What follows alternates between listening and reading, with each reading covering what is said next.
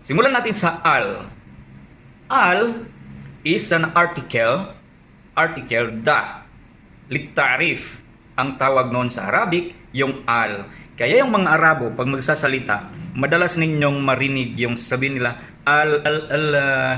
okay, ayun. Pero yung mga iba, il, sabi nila.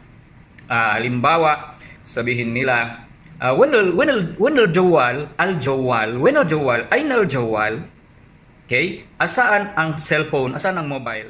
Assalamualaikum, magandang araw po sa lahat ulit. At ngayon, pang-limang episode, pang-limang series na natin ng Al-Qira'a wal Kitaba, Read and Talk, Arabic Read and Talk. At ang 3 and 4, wala pa. Ito ay nalaktawan ko, pero tatapalan ko yon dahil yon ay still on yung actual practice ng reading, writing and reading, o kaya reading and writing. Pero ang pang-5 na natin, ang pang-5, kasi yon ang nakaset na sa akin, ay may mga paragraph na tayong gagawin para kahit papano mapagsimulaan na natin ng maayos.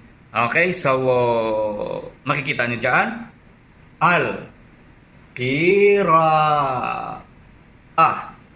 Okay, wal kitaba. Actually, Al-Qira'a wal Kitaba, the reading and the writing. Pero ginawa ko lang yung read talk pang TikTok. So makikita nyo ngayon kung paano siya at unti-unti nating i-explain. Diyan, ngayon tayo ay boardless na. Wala nang blackboard, wala nang blue board, wala nang whiteboard. Diretso na tayo. Okay? Ayun. So, kapag makita nyo ito. O, di ba? Yan. Al-Qira'a.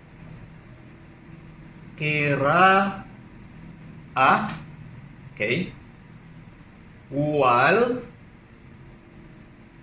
Kitaba. Okay. Ang gagawin natin ngayon na short paragraph, short passage ng isusulat ko, tapos basahin nyo. And then, sabay-sabay nating basahin, ayusin, at intindihin. Ayon. Sentence. Al-Ustadu.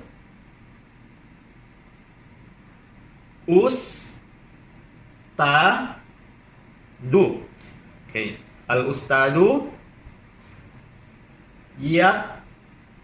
yaktubu.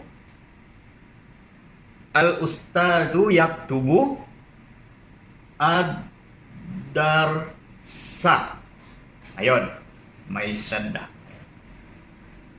Al-Ustadu yaktubu ad-darsa. Okay. Simulan natin sa al. Al is an article that. Litarif ang tawag noon sa Arabic, yung al. Kaya yung mga Arabo, pag magsasalita, madalas ninyong marinig yung sabihin nila,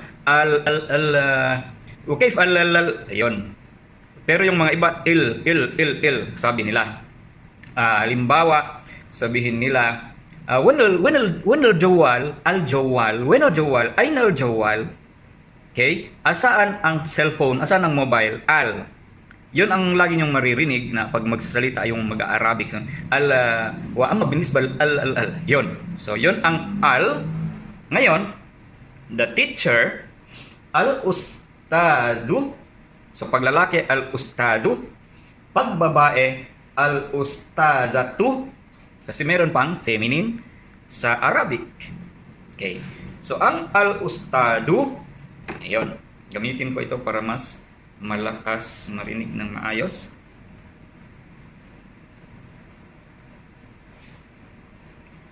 Al-Ustadu yaktubu ad-darsa. So magsimula sa al na yon, al, the, ustadu, teacher, the teacher, yaktubu. Yaktubu is present participle, okay, present tense ng sa kasalukuyan. Okay, he writes, Yon. Al-ustadu yaktubu. The teacher writes ad-darsa, the lesson. Okay? Ang maestro, ang teacher ay sumulat, so present siya, yaktubu ad-darsa ng subject o kaya ng lesson. So, al-ustadu yaktubu ad-darsa, okay? Ang guro ay sumulat ng lesson. Ad-dars. Ayun. So, ganun siya. Ang nauna dito ay ang noun. Kaya with article the, okay, mga magagaling na medyo nasa second level na magsisimula na sila mag-i'rab. So, meron ka ng al-ustadu, yaktubu darsa. Nauna yung isim, ang noun. Okay? So, yun na ang tinatawag na mubtada. Ang al-ustadu mubtada, yaktubu fi'l mudari. Pagka ginawa natin jumla fi'liya na tinatawag nila, mauna yung fi'il, ang fi'il doon yung yaktubu. So, yaktubul ustadu darsa. Okay. Yaktubu fi'il mudari, al-ustadu fa'il, ad-darsa maf'ulun bihi. Kung doon na tayo sa i'rab. Pero ngayon, gagawin muna natin kasi ang basic na explanation natin dito ay ang al. Okay. Al-ustadu yaktubu ad-darsa, mubtada, fi'il mudari, marfu', ad-darsa, maf'ulun bihi, mubtada, yaktubu ad-darsa, jumlatul fi'liya, khabar li mubtada. Ang i'rab niya is nauna yung noun, ang isim. Okay. So, yun ang ibig sabihin ng al. Ngayon, alright. Gawin naman natin siyempre, ang pinag-usapan kanina ay present participle o kaya present tense na sa kasalukuyan si ustad ay sumulat. Pag sinabi naman natin katabal ustadud darsa. Okay. Kataba. Kataba. Okay. Al ustadu ad darsa. Okay. So, yon. Kataba. So, past participle na. Nasulat na. Sinulat ni ustad, ni teacher. Katabal ustadu. Nasulat or sinulat ni teacher ang lesson. Ayun.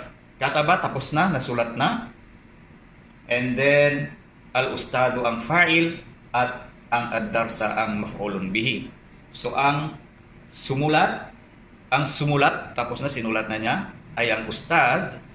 Ang sinulat niya ay ang darsa. Kaya yung mga nag-i-i'rab, meron silang fi'il, ang gawa, pero nagawa na kasi past tense na siya, kataba. Ang al-ustadu, ang fa'il, siya ang gumawa. Ang darsa, ang lecture, yon ang ginawa. Ayun. Ang gawa, ang gumawa, ang ginawa. Surangganita malu ginawa. Alright? So, yon. Meron tayo. Al-ustadu yaktubu ad-darsa. Katabal ustadu ad-darsa. So, sabihin mo halimbawa, what if present participle na gagawin natin itong pangalawa? Okay? Ang gagawin mo, kunin mo yung isa, ilagay mo doon, yaktubu ustadu ad-darsa. Yan lang.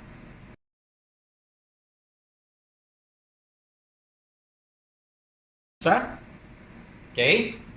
At ang sumunod, gawin natin siya command, fi'lu amrin.